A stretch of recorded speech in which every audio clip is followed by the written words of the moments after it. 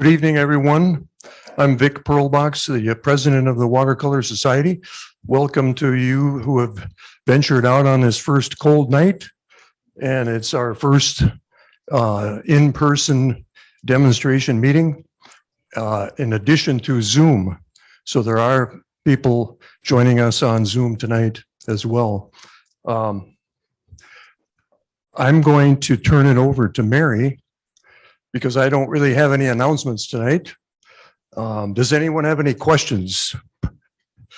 Okay, great. Mary? Good evening and welcome to our November live demo for the first time in a long time. You're going to see a new face here tonight. He's sitting right over there with a stocking cap on.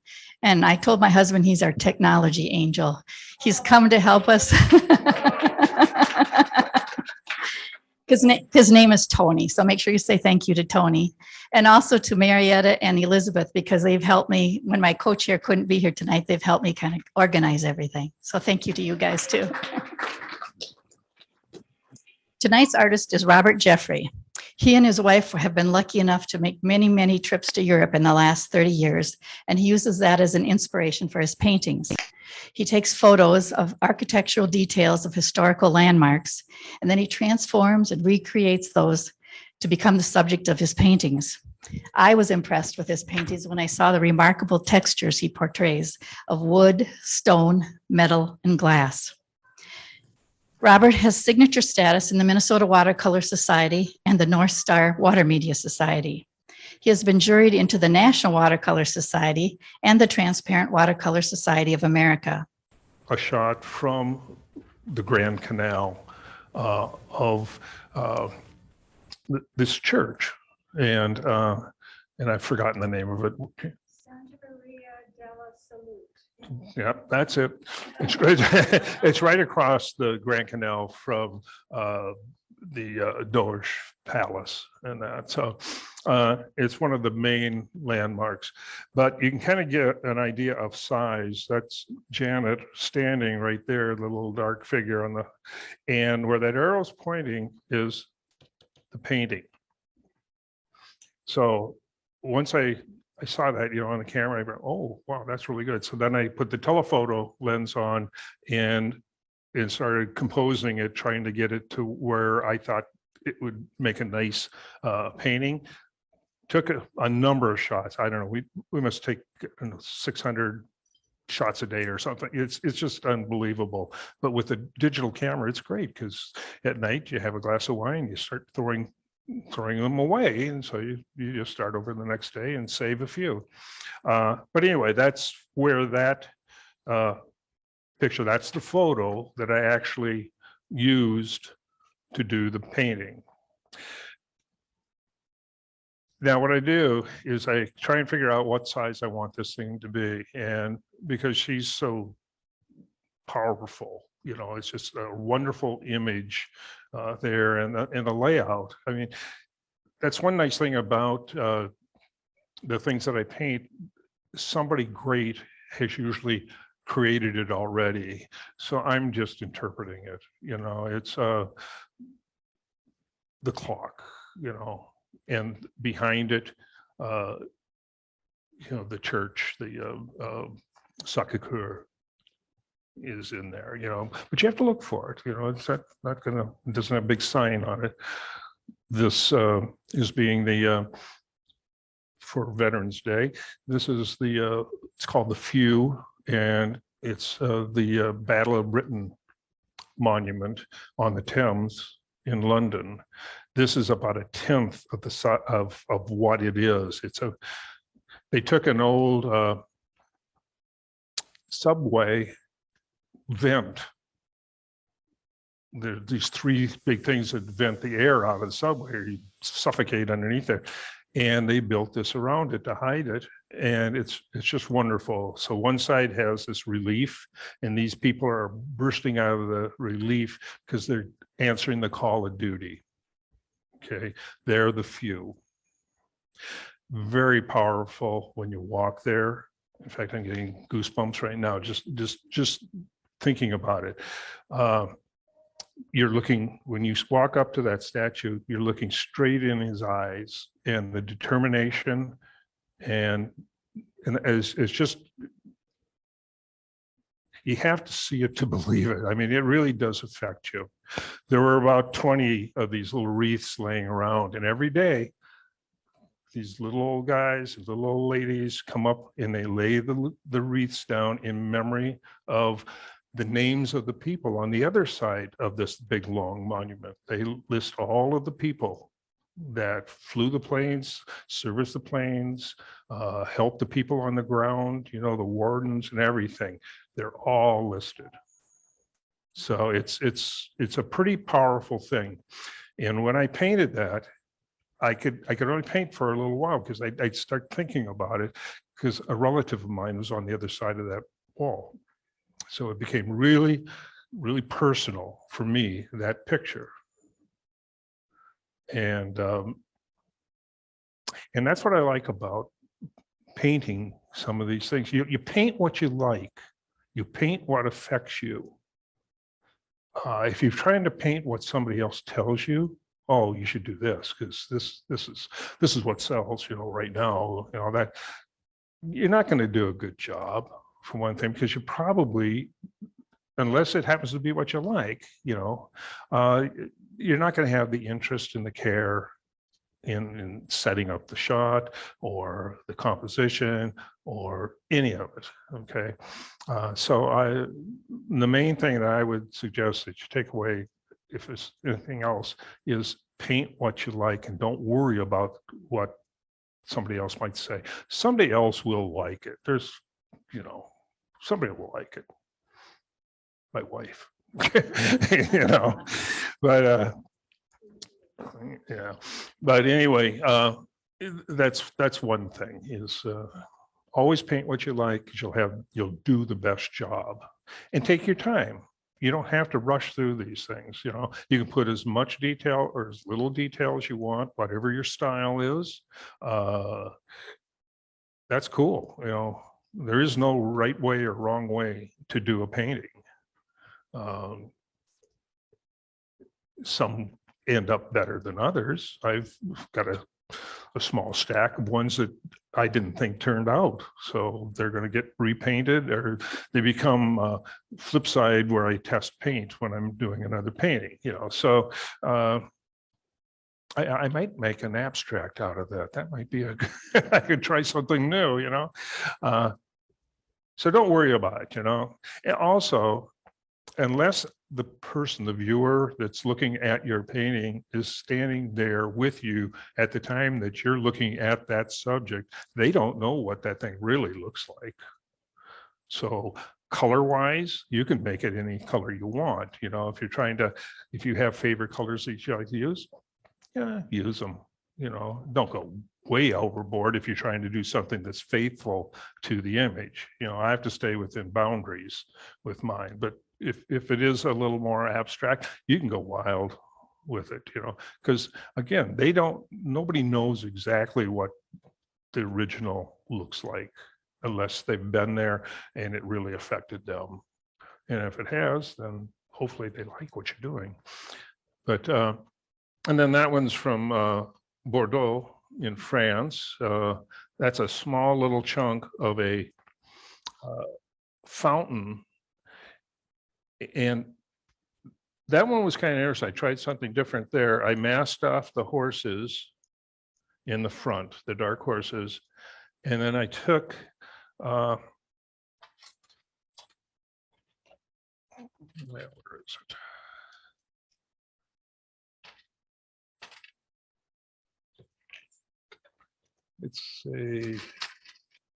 It's like this, except it's, oh, here it is. No, it was this one. And I dipped it into the masking fluid. I thinned it down quite a bit. And then I started flicking where you see the white, and just did a fine spray. And, you know, you can flick your hand up and you'll get a swoosh up. And then I painted the sky and the lady and the rest of the fountain in the background with the masking there. And I took the masking tape, I used masking tape to do large areas, and took that off, painted. Then at the end, I took the masking fluid off, and it became this spray that just softened everything and set her back. And it really gives a lot of depth. There's these layers that are there. And so I thought that was kind of a neat idea. I never tried it before, and I didn't know if it was going to work, and it did. And in fact, it came out better than I thought it would come out, you know, and because the paint on the top was really dark, and I go, oh, maybe I got it too dark, you know, but most of it was sitting on the rubber, you know, the masclite. So it came off, and only where it was really thin or where there was some air spaces did the paint stick, and it worked anyway. But the this painting, you've got a little list here because it takes so long to paint. The drawing part of it, I brought my, I think I'll go into that. This is the drawing. Okay, it's a road map. It's I put in the main parts, the shadow areas, where I think there's, you know, this is marble, so there was all these veining going on in that, and she had a lot of creases and that, even besides the folds. So I put in as many as I thought I needed to have. I drew it in reverse, backwards. I took a photograph, I flipped it, and that's what I used to get the reverse look. The reason being, I used to use graphite paper and then lay the drawing on top and put it down, and the graphite paper just ruins the paper. The watercolor paper, as far as I'm concerned, it's hard to get off.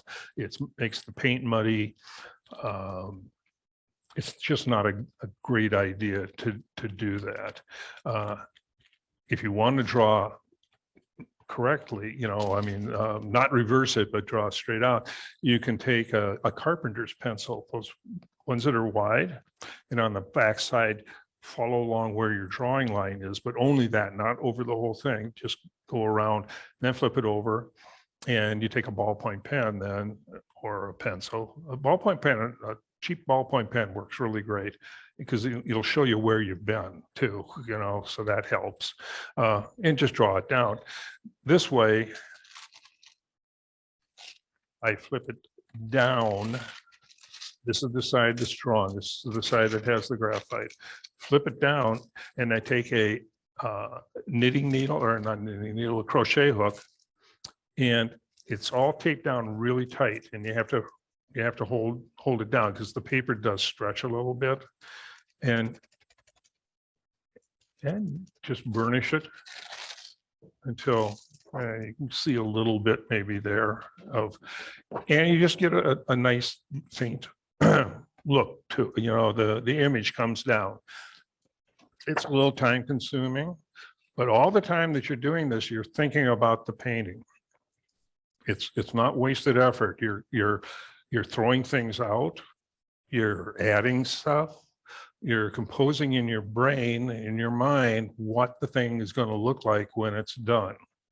By the time you get this image down onto the watercolor paper, you basically know what the painting's going to look like, because you've had 10 hours, you know, a couple days to think about it. Okay. Then you can either go and take another pencil and do the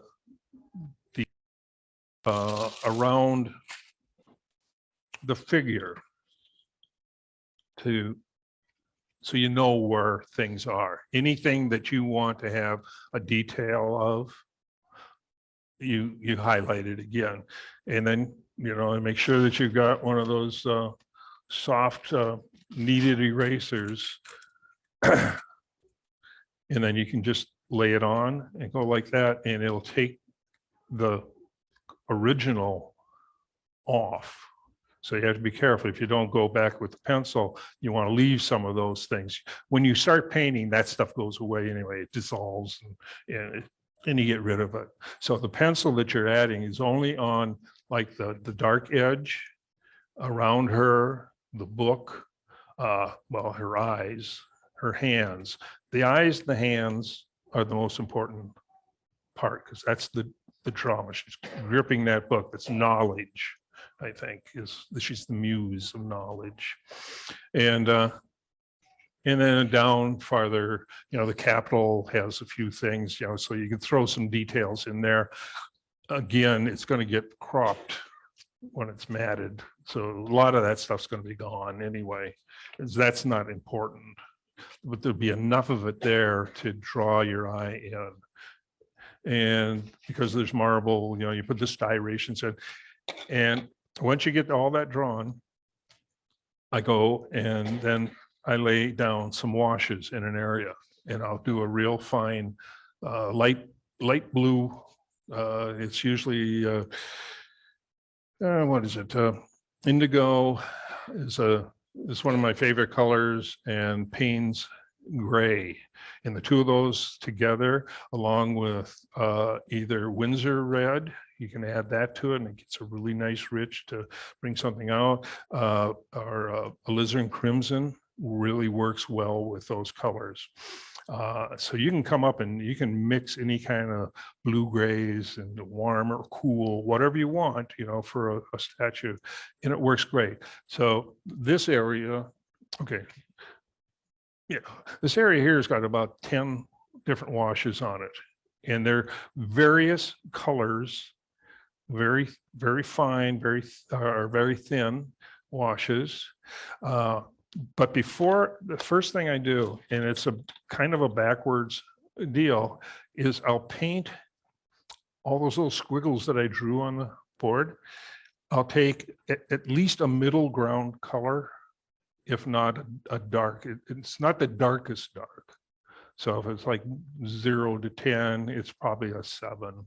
So it's in the middle. It's a little higher in the middle ground, and I'll paint those. And I'll paint any lines, especially around the main figure, so I know where it's at. Because if you get all, like this one in particular had a lot of them, and there was another one I did for the show that just got over, of the door knocker. Okay, the wood there with the grain of the wood and how it was weathered, that had a lot of lines. So I had to figure out where on the drawing, because it all blends together when you get down. And so you paint in some of those areas, and you don't worry about, because when you're doing the washes over it, even if you've got a dark, if you use a dark, each wash takes a little bit of that paint off. So it starts to lighten up, but at least it gives you a roadmap as to where you're going with the painting. Okay. And that, along with the fact that while you're drawing, you know exactly what you want to do. I want to have this area very dark, so she pops. This down, the part down here is going to be really dark, because that's recessed back to where the door starts to show. And then this gets a little bit darker in here. So she's the brightest, this is the next brightest, and then that, and the rest is dark. But you keep adding, and you put a little red in, there's burnt siennas, burnt umbers, raw sienna, raw umber. There's green, but it's green manufactured from the blues that I use. And also, Payne's gray is a great color for trees. Shadows in trees it works fantastic. It's a great color, depending on how liquid, how much water is in there, how thin it is. and then you can drop in, I'll lace them in, then I'll just take, another drop of a stronger color and lay in and let it bleed in. And so I work up some of these things. So most of these squiggles are there, but you have to look for them. They get embedded, and that becomes the texture that you were talking about.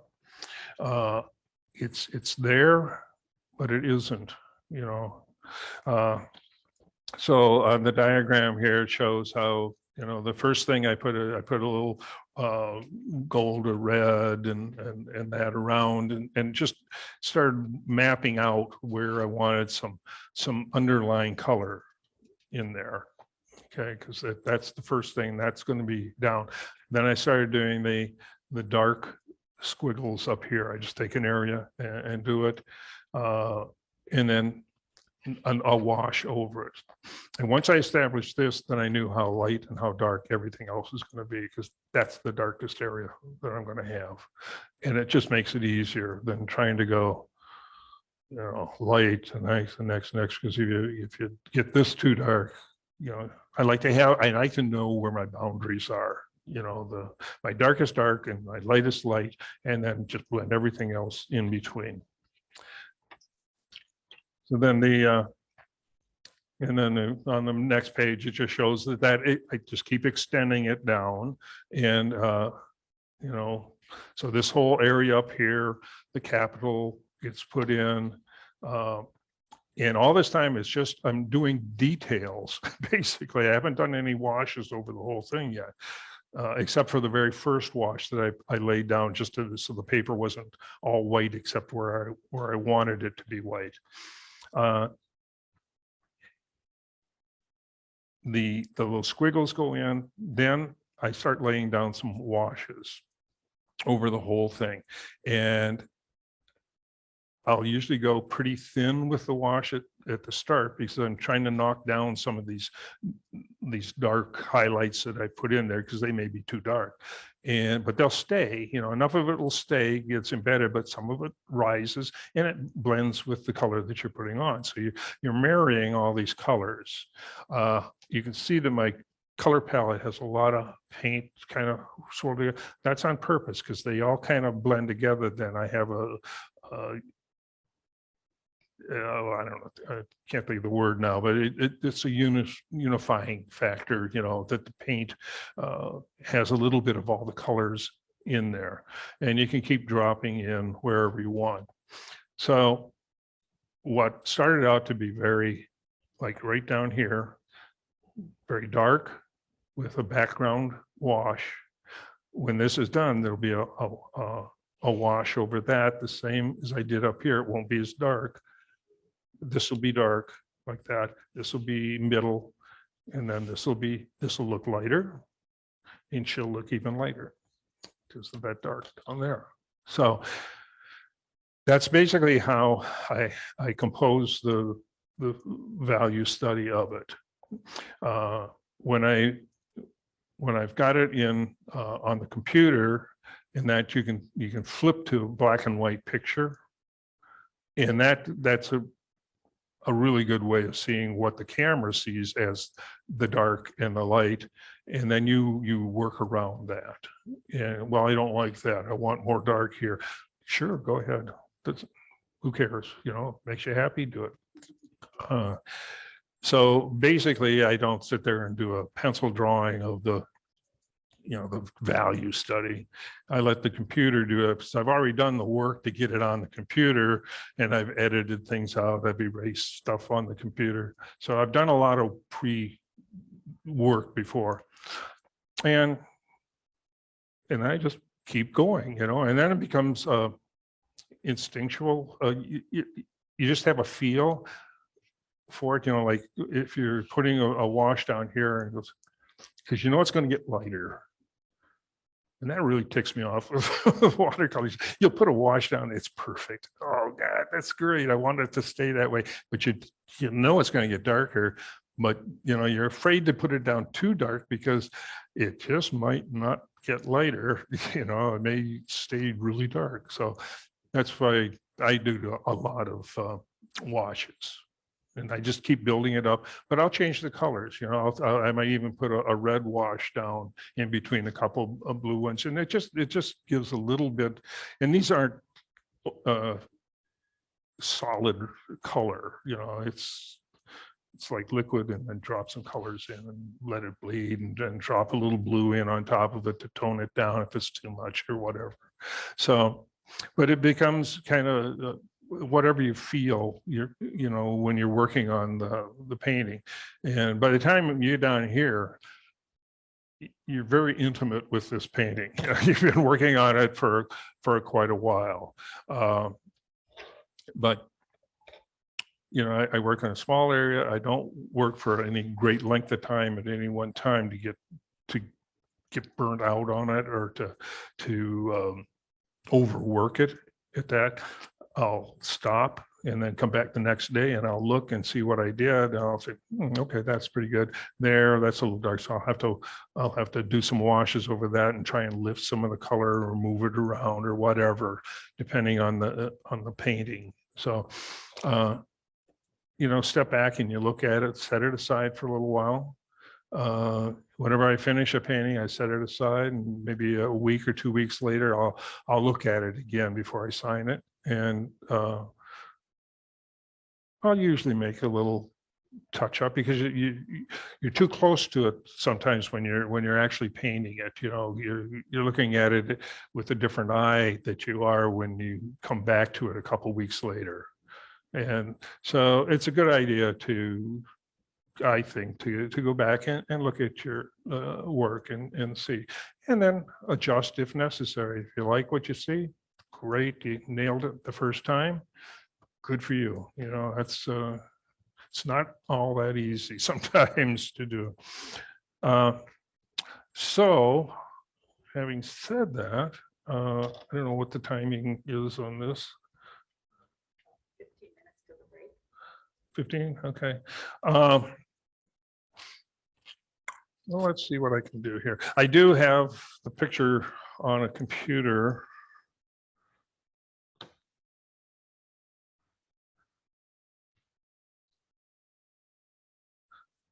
There we go. And you know, it's this area, and this is the part that I was going to paint. And you can see that it is a little bit darker. I'm going to make it a little, I think, a little bit darker than that, especially down there. But again, a lot of this, when it's matted, is there's just going to be a very little sliver of that showing, because I don't really care about it. So, but this, in fact, if maybe I should wait to do the painting, at the break, you can come in, you can see how dark the pencil line is. You can see how dark I paint. This actually is the whole thing. That is exactly how this whole painting was done. That's how all of this was done. You can see all the colors are just dropped in. Okay. Some are dropped in at the very start, and some are dropped in right at the very end. And then at the very end, I'll come back and add really dark. This is finished up here as far as I'm concerned. I might darken this up a little depending on how this looks, but this picture is basically 95% finished. So that one there, I tried something new with that. I tried an atomizer, and I used about 2 rolls of masking tape painting that thing. I masked everything off, and then got all of those straight lines and the numbers and all that stuff with an atomizer, because I wanted it to be absolutely flawless. I didn't want color variations in the thing. You know, that's the shadow. You're looking through a bright light coming through. You're not going to see that stuff, you know. That highlights the fact that you're looking through this plexiglass or whatever it was that they had hanging there, and then that opening where the 2 people were looking out through that. But it was really wild. I was walking in the main part of the museum when I took that, and I turned around and looked down. Whoa, there's this big clock. So quickly, I took a snapshot of it, and basically that's the shot that you kind of see there. Then I went down to the next level. And these two people showed up. Took another shot with the people because wow, now that's really cool. They've already framed themselves in that opening. And then I walked up on that little catwalk there and looked out to see what they were looking at. And oh, a Sacré-Cœur on the hill. So I took a picture of that and what was on the other side of the Seine there. In reality, Sacré-Cœur is right about here. But I moved it because I wanted, that's what they were looking at. And I wanted it foremost in the painting, you know, there it is. That's what they're looking at, but you have to look and see what it is, you know, to see what they're looking at. And so that's a combination of 3 photos that are worked in to make one composition. And I have no problem with that.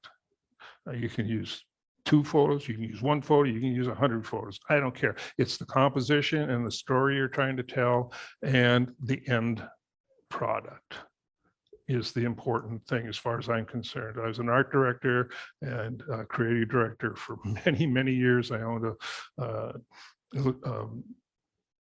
commercial art studio for a lifetime. And you know, you have to kowtow to the customers. You have to do exactly what they want because they're paying the bill, and that's right. You know, good. You're paying. You're going to get what you want. So, illustrating.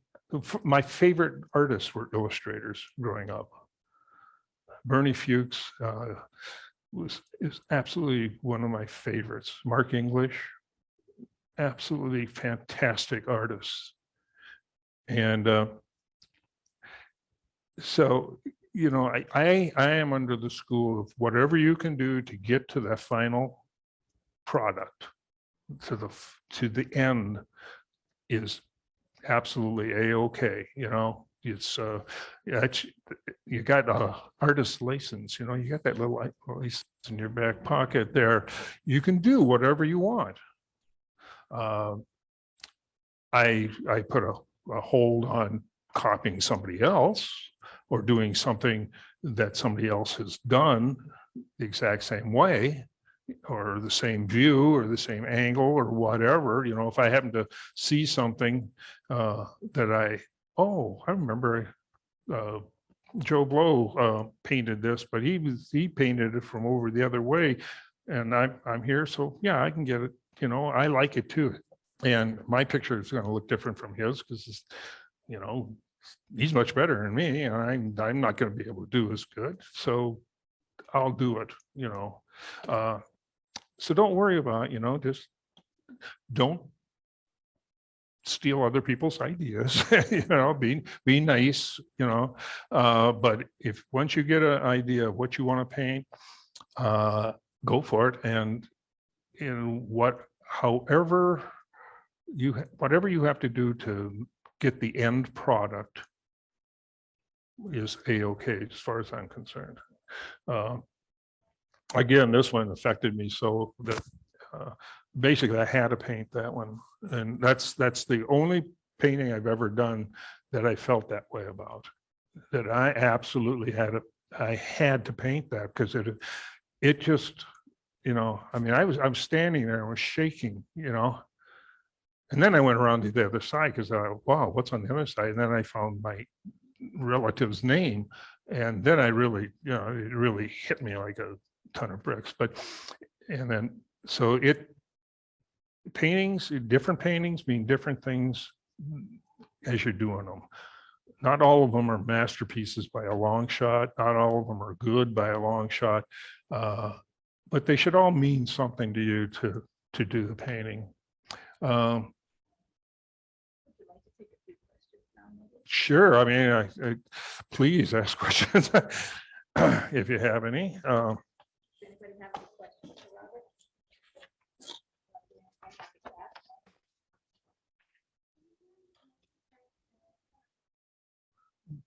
Right. You use mostly transparent watercolor. Yeah, all transparent. I don't use white. on anything. Because I'm a member of the Transparent Watercolor Society, and I feel an obligation because of that to follow the rules, but I think it's a good rule to follow, it's and you can do so much with transparent, blending the colors. Some transparent colors are more opaque than others, but I don't use gouache and I don't use white. Yes.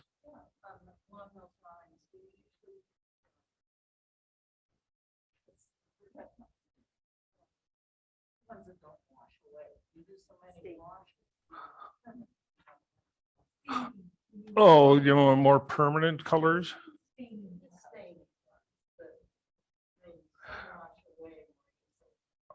Oh yeah, yeah. But again, sometimes I want that to happen. Like if I use indigo and Payne's gray a lot for the shadows, and then I'll add a little Winsor red or alizarin crimson in there just to give it a richness to the color, and for the real dark, I just add more red, and then it gets nice, those colors, if this is a hot or a cold press paper that one here, it's 140 pound arches, and that's pretty good. What you put down usually stays pretty much. You can lift off the surface when you're doing the washes, but I know that already, so that's cool. I don't care. I won't put a wash over someplace where I don't want it to lighten up. And you can always go back and just touch in some dark, and you don't have to do the whole thing. You can just do little areas, and then your mind or your eye will say, yeah, that's cool. It's amazing how your mind and your brain kind of bring things together, and that, it is kind of amazing. I do paintings on hot press paper too, and that's a real trick. I mean, that gets to be a real problem with doing washes, because the paint has a tendency to sit on the surface, and then when you wash over, a lot of it will come up. So there you have to use a technique to kind of allow that to happen, then drop some colors in while it's wet, and then incorporate that runoff. And then when you drop a color in, some of it goes back to that dark area and darkens it up again. When you play with it, it's kind of fun, because you're adding and subtracting with for me, that's the kind of the fun part with watercolor. You can't do that with acrylics because they don't blend that way. Oil paints, you can kind of do it, but you have to put a lot of turpentine or medium in there to do it, and it has to be really thin, and then it looks like a watercolor anyway, so you might as well do a watercolor. But it's again, it's a trick to, you're trying to deceive the person looking at a piece of white paper. You're a magician. You're deceiving people, and the better, and that's amazing though when you think about it. You like oh, here's a piece of white paper. Oh God, how am I going to do this?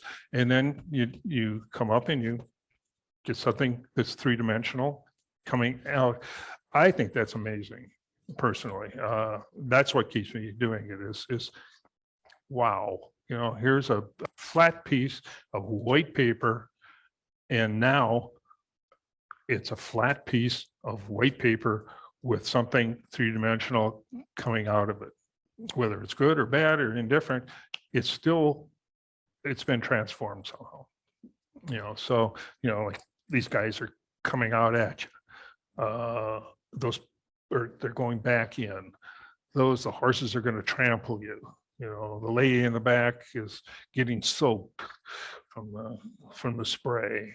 So, and that stuff all kind of amazes me as to how a piece of flat white paper can be transformed And the really good people that do it, it's oh, I mean, it's amazing. Yes.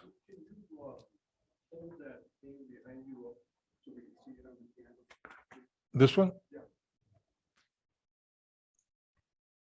Oh.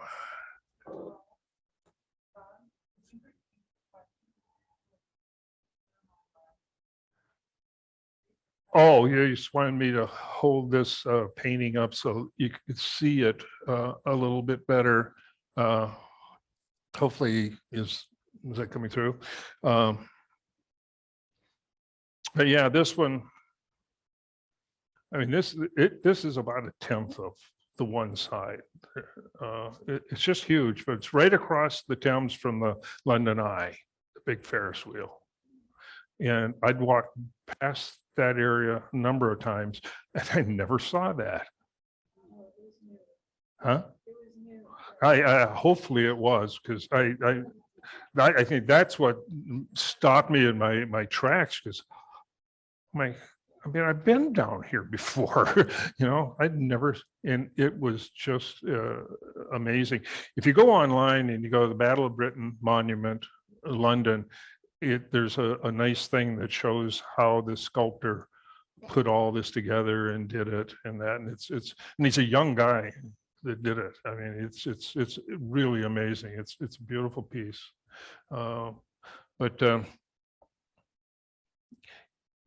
Yeah, that's my Veterans Day tribute there. So,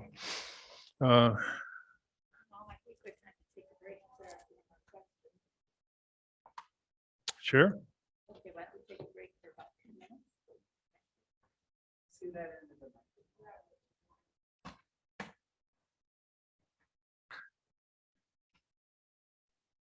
We're going to take a break now for about 10 minutes, and then we'll meet back here again.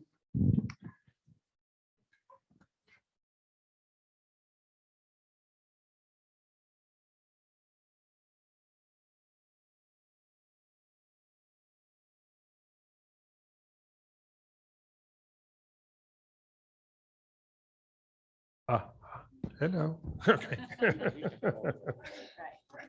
All right. All right. Whoops. Oh, I did. I missed it. No, that's fine.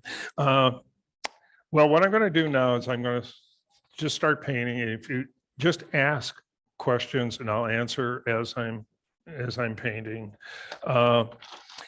You'll notice there's little cups. Instead of, I usually have one or two bigger jars of water to wash the brushes out really good. I'll have one clean one up in the palette itself. Again, I laid the colors out the way basically everybody else lays them out, you know. And but again, main colors that I use are indigo, Payne's gray, and then at the end, when I'm putting the last washes on, I want to brighten something up or send it back, I'll use phthalo blue or cerulean blue. Cerulean blue is a little bit more opaque, so it's going to sit on top of the colors more. Phthalo blue is a dye, and it really goes in, but it's a beautiful color, and so it's like a jewel-like, and this area right in here has a lot of that in there, so it's kind of vibrant, and you can wash out, and enough of it will stay that it's just really nice. It's a nice color.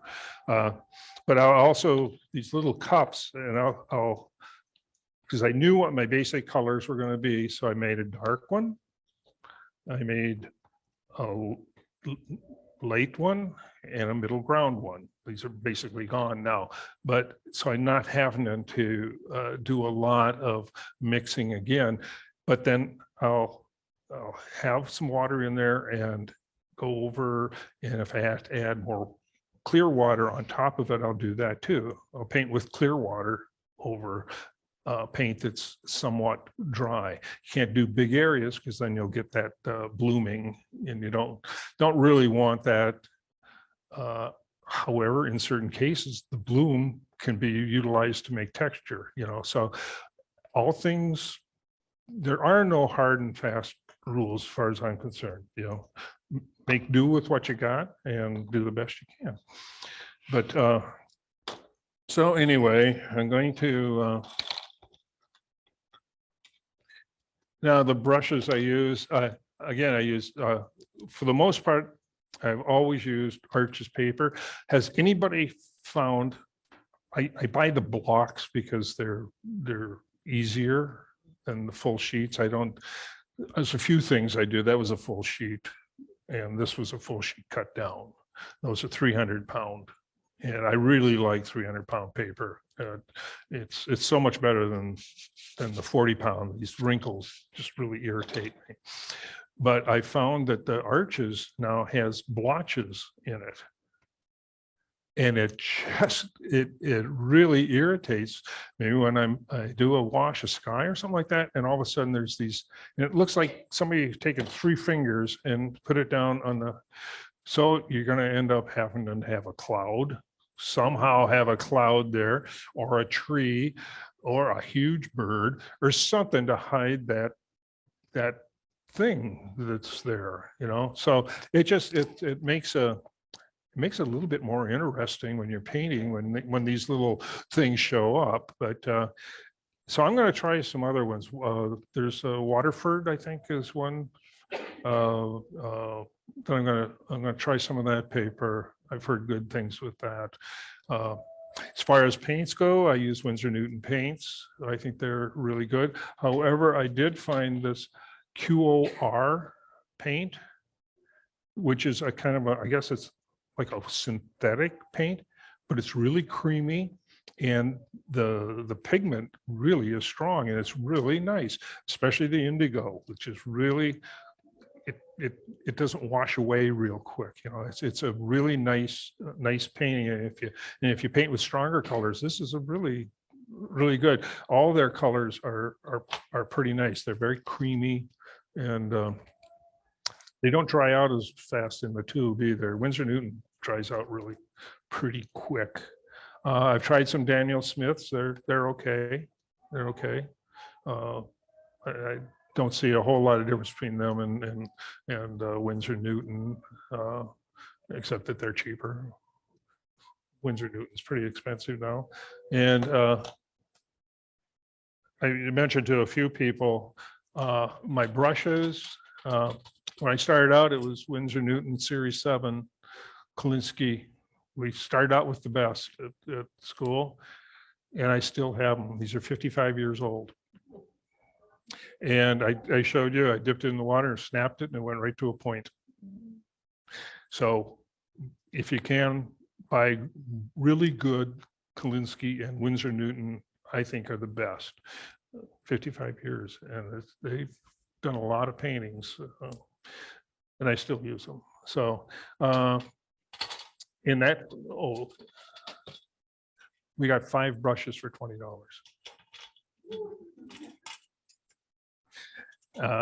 I have the 8 and the 6 here. I still have a couple other ones, but yeah, prices have changed a little bit in the convening years.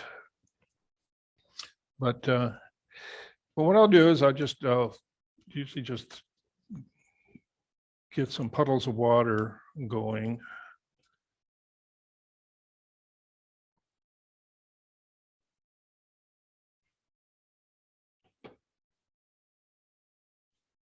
Again, these are all going to get mixed together. So,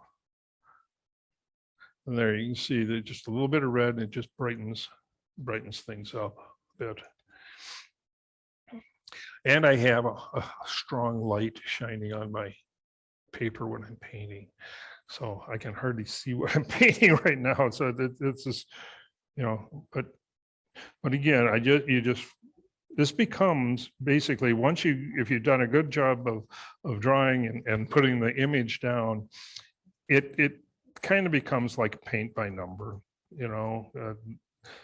That sounds bad, but it's not necessarily so, because at this stage, you know, just kind of bounce around and you fill in these areas that you've drawn out, and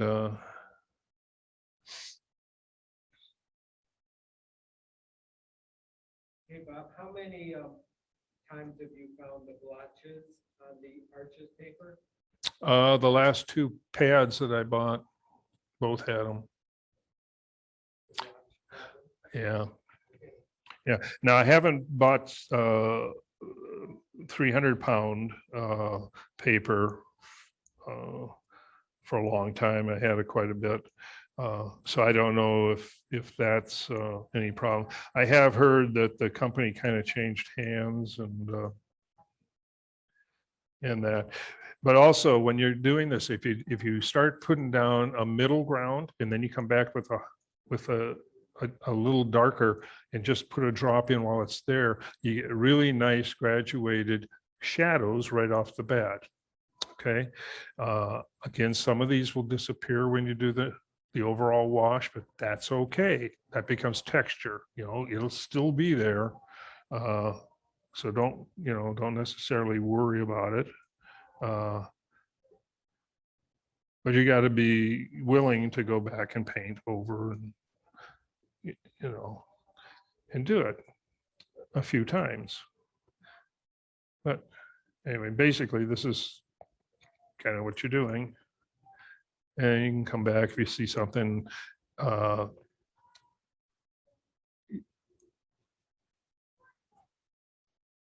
you can either lay in some washes there. Now this is pretty liquidy, so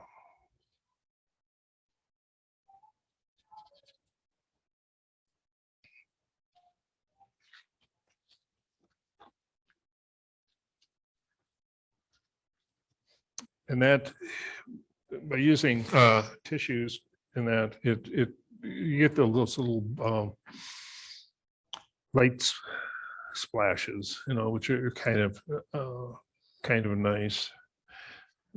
What I'm going to do is, and I've also found that the older I get, the more nervous I get, the better it is for doing these things. See, there's benefits, if you live long enough, you have all these wonderful benefits. Most of it's going to get covered up anyway. It's never going to be seen. So anyway, that's big. This is basically what I did for the whole thing here, the houses back there. Most of the houses got covered up with those two light blue things. They were very visible before I painted those in.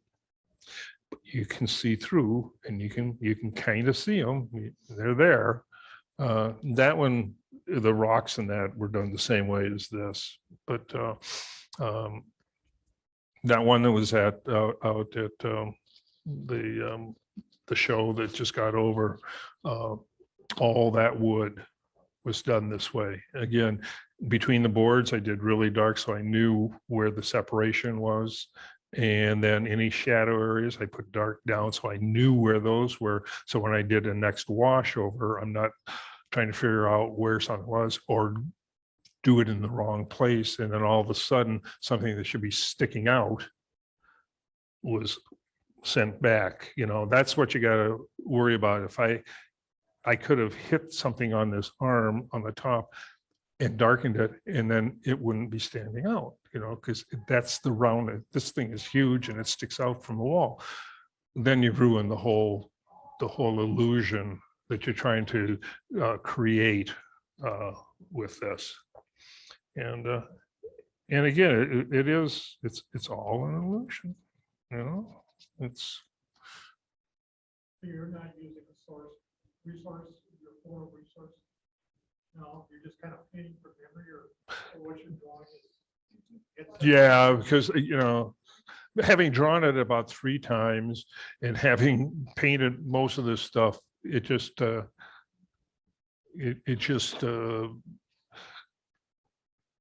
from memory. I mean, I know what I want it to be.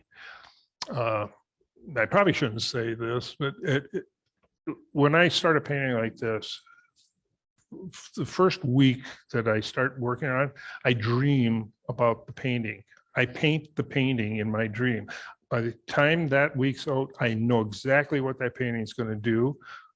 Because I know what the colors, because I use basically the same colors a lot, in different saturations and that, with a few accent colors thrown in just as needed.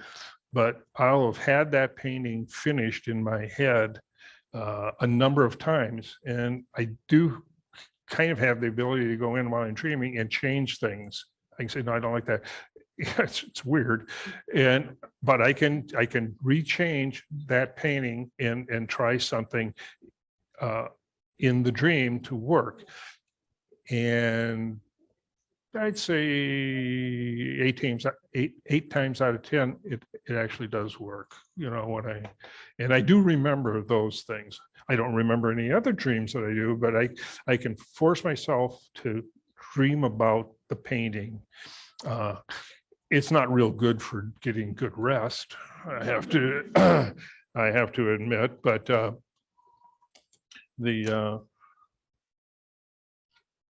works. It works for me. Okay, I'm just going to try something here. Okay, I'm taking some alizarin crimson. I'm mixing with the two other ones that are kind of puddled together here. I'm going to add a little bit more of the Payne's gray. Payne's gray will gray it. The other one, the indigo, will more blue with it. They're both very powerful colors. And if you'd use the Windsor red in that, you'll end up with a really nice black or a very dark color. You can call it black. Robert, when you paint, do you usually stand or sit? I sit. I have the board on a tilt. It's probably at a 30-degree angle. And yeah, I sometimes I'll stand up and take a look, off and on. But usually, again, I'm usually working on a small area. I don't go all over the place, except when I'm doing little squiggles, because you start and you just start doing it. If you get some nice color, again, out of the pot here, and you're going to need it, then I'll go down, but that's just kind of the way it goes. Okay.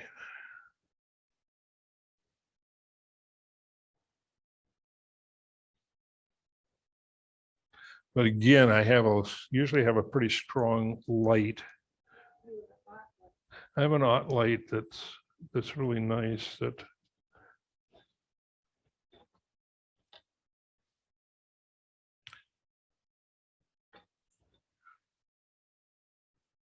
There you can see I don't know if you can see what the phthalo blue does. It really livens things up right through there. So I'll do something like that and let it dry. And then at the very end, I'll do an overall wash to kind of blend it all together. But I'm just dropping in colors right now to, again, if the church were open, the doors were open and light coming in, there might be some gold light, some red light coming up from that door. That door is like 20 feet, more than that tall. I mean, it's huge when they open. And so there's a lot of light that comes out.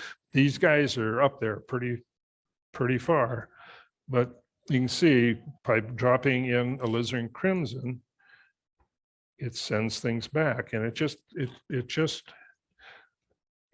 adds a nice color touch.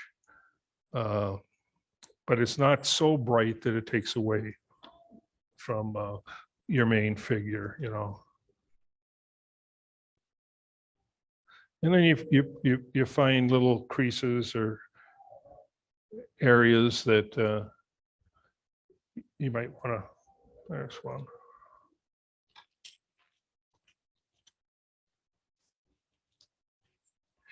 But I was asked, if you used any masking on that. I didn't use any masking on this, and I do use masking on a lot of paintings because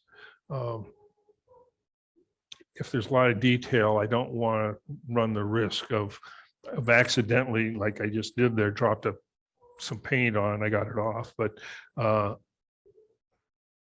while it's wet, I'll just keep adding, just dropping in colors until I go blind or it's done. You know, you can even drop in some browns. You know, it really doesn't.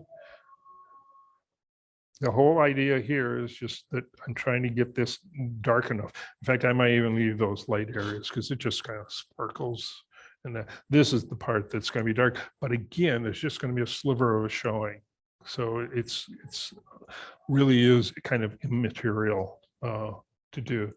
But the rest of these little squiggles, once this dries, then I'll go back and I'll just add like a mid-tone, not the dark, but you know, something knocked down to maybe about a 5 or something like that of value, and paint in some of those, and then that should be enough, and it should be finished at that point. But this is the fun part when you're dropping in these colors, you know, and I guess I could be looking at my actual picture. It's on, oh.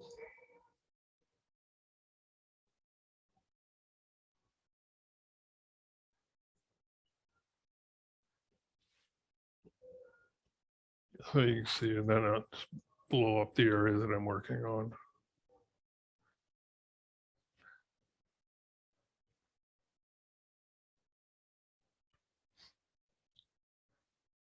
This purple is another really kind of a neat, I don't have very much of it anymore. I thought I had some more too, but that's another nice little color just to drop in because it's not a normal color, but it's kind of a fun color. So it's in there. It has a tendency to kind of, it's not red and it's not blue, and you know, it's just a nice color to introduce into something. So that's called Winsor Newton purple? Yeah, that is Winsor Newton. It's kind of a, yeah, it's purple. It's or violet, you know, it might be violet. Like I said, I couldn't find the tube, so I kind of.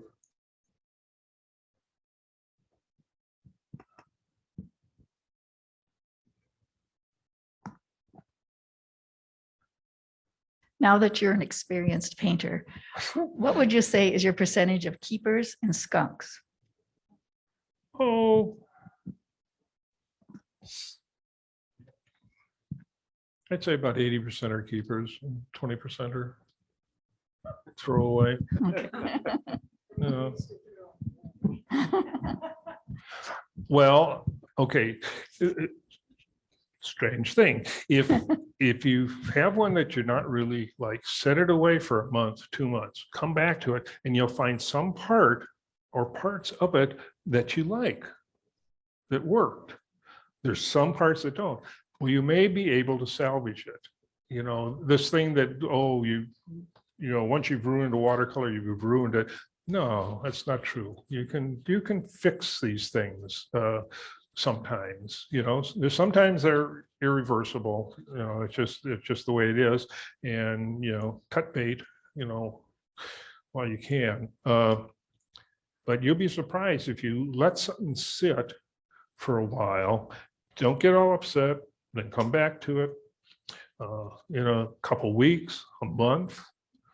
You know, I have ones that I come back a half a year later or a year later, now look and go, you know, that really isn't that bad in that area, you know. And this, you can crop these pictures down too. I mean, you crop photos down, or in composition, you can crop some of these things down. Yeah. You know, so it, you know, I wouldn't get discouraged on any painting until it's just a big blob. Yeah, then you're probably, you're SOL then, so, but you can see there, that's kind of basically by adding these. Now there are colors here, those will lighten up. I probably will go with another wash, but you can, the alizarin crimson is a great color to, this part here sticks out, so any reflected light coming up would be hitting that. So there might be some red there, who knows? It just depends. So you could drop some of that in. Again, after you have enough washes on there, they kind of all fade away anyway.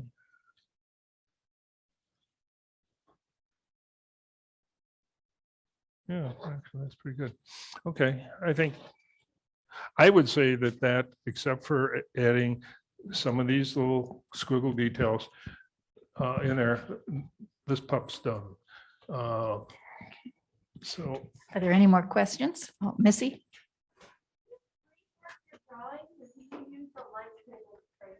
Do you freehand your drawings or use a light table? I do anything I can. Okay, and again, I have no problem with whatever it takes to get the image that you want. Outside of plagiarizing somebody else, that's a no-no. On things, especially architectural, if you can get the points, because things are going to be either vertical, horizontal, and I have T-squares and that, and I draw everything out. I took drafting for 2 years in college, so I know how to do that pretty well. But I'll use a tracing to hit the points that I want where they're at, because at that point, I've already manipulated it in the computer. I've redesigned it, I've gotten rid of things, I've added things. So that's my picture. I only paint pictures that I've taken a picture of, or my wife has taken a picture of. I don't take anything out of magazines, out of books, anything like that. So that photograph is mine. I can do whatever I want with it, however I want. The painting is not a photograph, it's a painting. It's the paint you put on it. So how you get it to the point that you're adding the paint, all holes are barred. I don't care what you do. If you've worked 5 hours to get that photo composed, your composition made, that's creative work as far as I'm concerned. Okay. And then you just go from there. But that's kind of what it would look like, or what it's right there. Yeah. That's it. See, as I said, there isn't going to be very much of that down there, but it just darkens it enough to ties it into that corner, this corner, and it still leaves me a light spot for my name. Yeah. The most important part with the painting, right? Mhm. But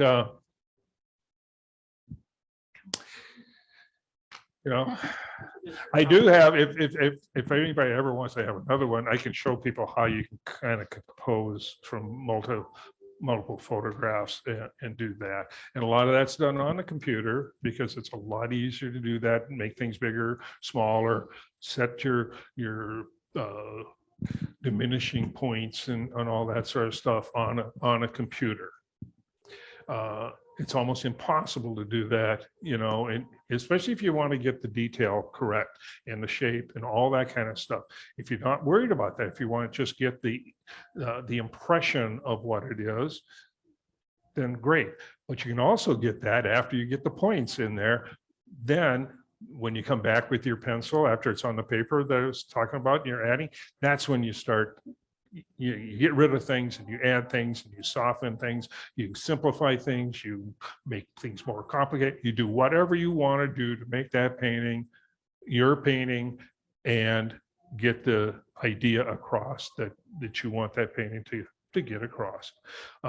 So that becomes the creative part that's been all the way through, from the photograph that you took, because there was a reason why you took it. Something there affected you or inspired you to take that photograph, to manipulating that photo or photos, putting 3 of them together to create the story that you want to tell. And the painting then becomes the next part.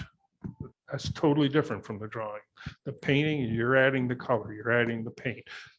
That becomes a whole nother process, because you can leave it as a drawing and it's a drawing.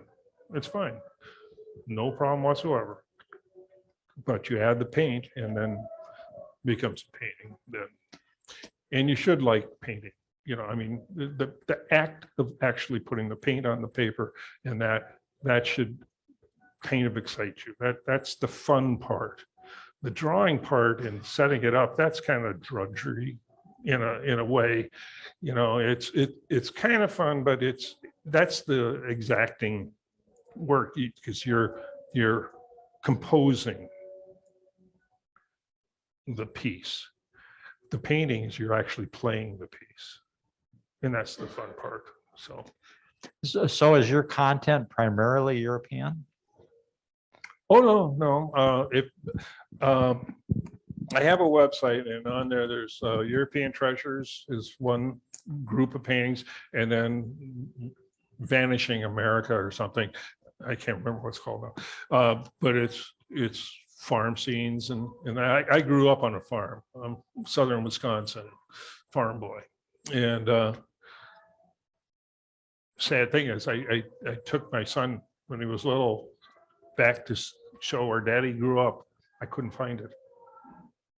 I drove by our house. I go, it's gone, because I was looking for the house, you know, and it wasn't there. And they plowed everything out.